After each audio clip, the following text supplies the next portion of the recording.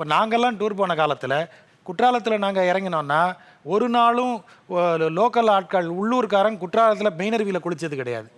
மேலே ஏறி செண்பகாதேவி போய் செண்பகாதேவிக்கு மேலே தேனருவிக்கு போய் போகிற வழியில் இருக்கிற இடத்துல குளித்தவங்க.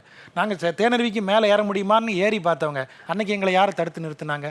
ஆனால் இன்றைக்கு நீங்கள் சிற்றருவி தாண்டி மேலே செண்பகாதேவிக்கே போக முடியாது. எதனால் இந்த தடை வந்தது? அத்தனையும் குடியினால். அந்த குடியில் வயதுக்கு எந்த தயவு செய்து அதை வயது கூட்டு தான் ஆக்காதீங்க. மேலே ஏறி குடிக்கிறவங்க முதல்ல பாட்டிலை உடச்சி வீசுறது, அப்புறம் அதை உடச்சி வீசுறதுல கேட்டால் ஸ்ட்ரெஸ் பஸ்டர்ன்றாங்க. நான் அதை திரும்ப தனியாக தான் பேசணும். பாட்டிலை உடச்சி வீசினீங்கன்னா உடனே காட்டில் இருக்கிற யானைக்கு காலில் குத்திடும்னு சொல்கிறது ஒரு தரப்புன்னு சொன்னால் கூட, முதல் விஷயம் அது எவ்வளவு சரி? உங்களுக்கு அந்த இயற்கையை அதை அழிப்பதில் அதனுடைய சமநிலை குலைவை நம்ம செய்கிறோங்கிற ஒரு பொறுப்புணர்வு இல்லாதவங்க அந்த இடத்துக்குள்ளே போகக்கூடாது. குடிச்சிட்டு போகிற இடமா அது? அங்கே சரியான சாலை வசதி கிடையாது.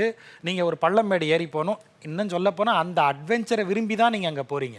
அங்கே பாறைகளுக்கு இடையில் தாண்டி போய் ஒரு அருவியில் குளிக்கலாம்னு நினைக்கிறீங்க.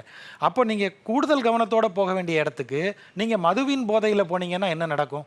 அப்போ நீங்கள் மீறல்ங்கிறது எந்த அளவோடு நிற்கணுங்கிற பொறுப்புணர்வினுடைய எல்லை நமக்கு இல்லை. அதுக்கு வயசு வித்தியாசம் கிடையாது. குடிக்கிற அத்தனை பேரும் இங்கேருந்து கிளம்பி ஒரு இடத்துக்கு போகணுன்னாலே போன உடனே குடிக்கணுங்கிற ஒரு முறையை உருவாக்கி வச்சுட்டு போகிற இடத்துலாம் குடிக்கிறது. இப்போ இவங்க எல்லார்கிட்டையும் கேளுங்க, டூர் எதுக்கு போவீங்க? என்ஜாய் பண்ணுறதுக்கு. நீங்கள் எதை கேட்டிங்கன்னாலும் ஒரே ஒரு சொல் தான் வரும், என்ஜாய் பண்ணுறதுக்கு.